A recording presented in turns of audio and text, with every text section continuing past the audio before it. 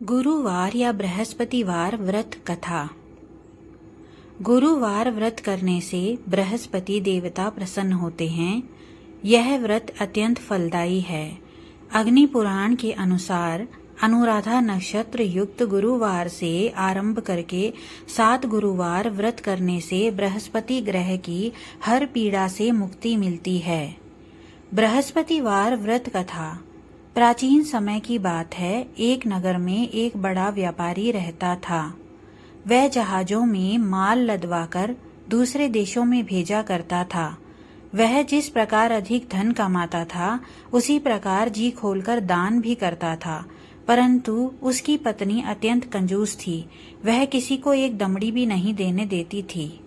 एक बार सेठ जब दूसरे देश व्यापार करने गया तो पीछे से बृहस्पति देव ने साधु वेश में उसकी पत्नी से भिक्षा मांगी।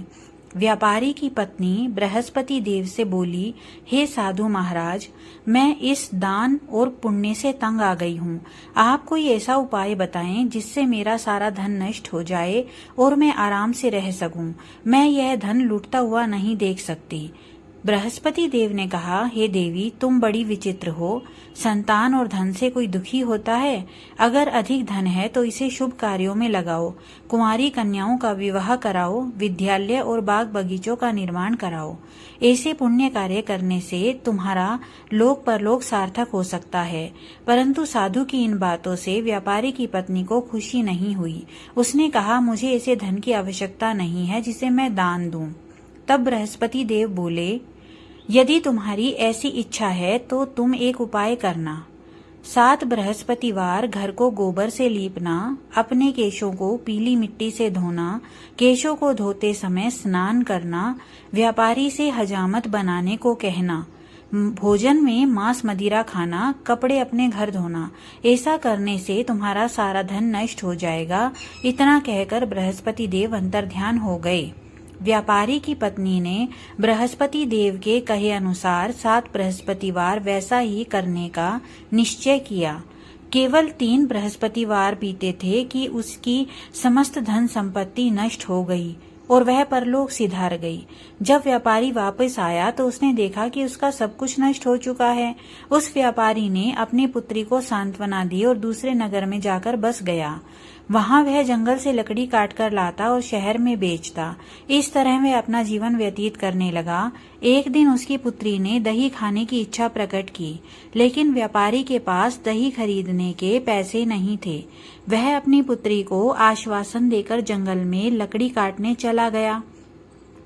वहां एक वृक्ष के नीचे बैठ अपनी पूर्व दशा पर विचार कर रोने लगा।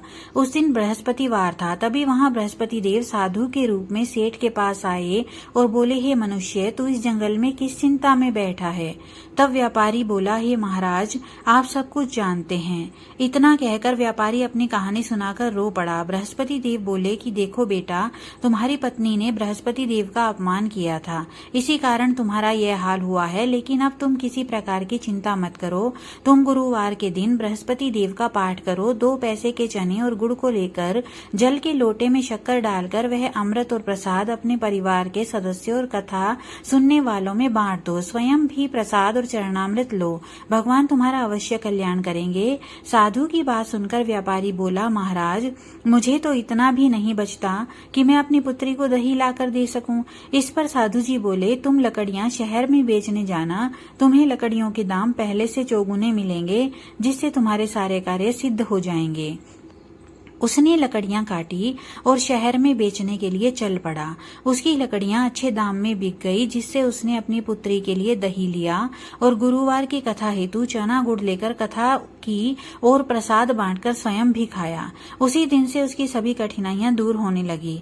परंतु अगले बृहस्पतिवार को वह कथा करना भूल गया। अगले दिन वहां के राजा ने एक बड़े यज्ञ का आयोजन कर पूरे नगर के लोगों के लिए भोज का आयोजन किया।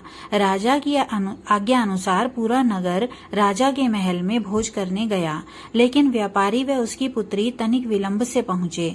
अतः उन दोनों को राजा ने महल में ले जाकर भोजन कराया। जब वे दोनों दोनों लौटकर आए तब रानी ने देखा कि उसका खूंटी पर टंगा हार गायब है। रानी को व्यापारी और उसकी पुत्री पर संदेह हुआ कि उसका हार उन दोनों ने ही चुराया है।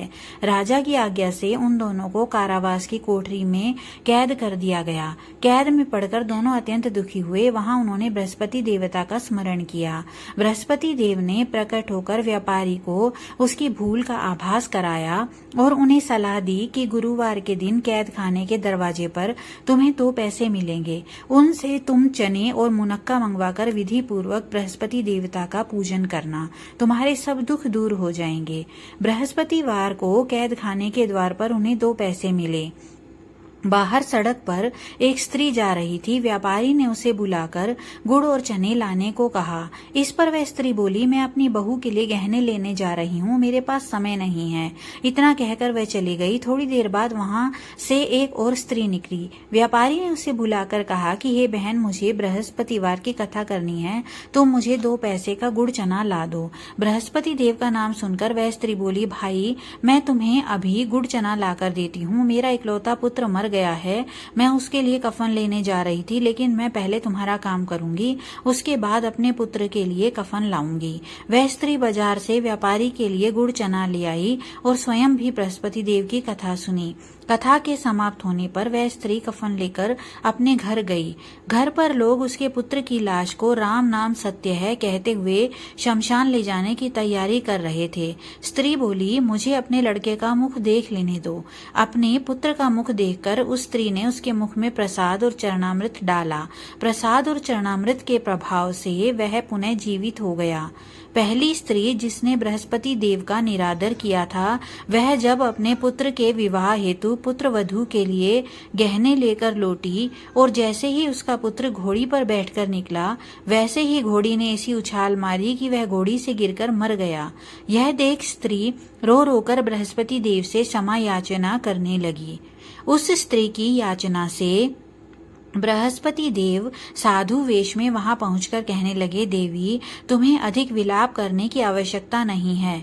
यह बृहस्पति देव का अनादर करने के कारण हुआ है। तुम वापस जाकर मेरे भक्त से क्षमा मांगकर कथा सुनो, तभी तुम्हारी मनोकामना पूर्ण होगी। जेल में जाकर उस स्त्री ने व्यापारी से माफी मांगी और कथा सुनी। कथा के उपरांत वह प्रसाद और चरणामृत लेकर अपने घर वापस गई। घर आकर उसने चरणामृत अपने मृत पुत्र के मुख में डाला। चरणामृत के प्रभाव से उसका पुत्र भी जीवित हो उठा। उसी रात बृहस्पति देव राजा के सपने में आए और बोले, हे राजन, तूने जिस व्यापारी और उसकी पुत्री को जेल में कैद कर रखा है वह बिल्कुल निर्दोष हैं। तुम्हारी रानी का हार वहीं खूंटी पर टंगा है। दिन निकला तो राजा रानी ने हार खूंटी पर लटका हुआ देखा। राजा ने उस व्यापारी और उसकी पुत्री को रिहा कर दिया और उन्हें आधा राज्य देकर उसकी पुत्री का विवाह उच्च कुल में करवाकर दहेज में हीरे जवाहरात दिए। बोलो बृहस्पति देव भगवान की जय। इसी तरह से बृहस्पति देव भगवान भी आपकी सभी मनोकामनाओं को पूर्ण करें।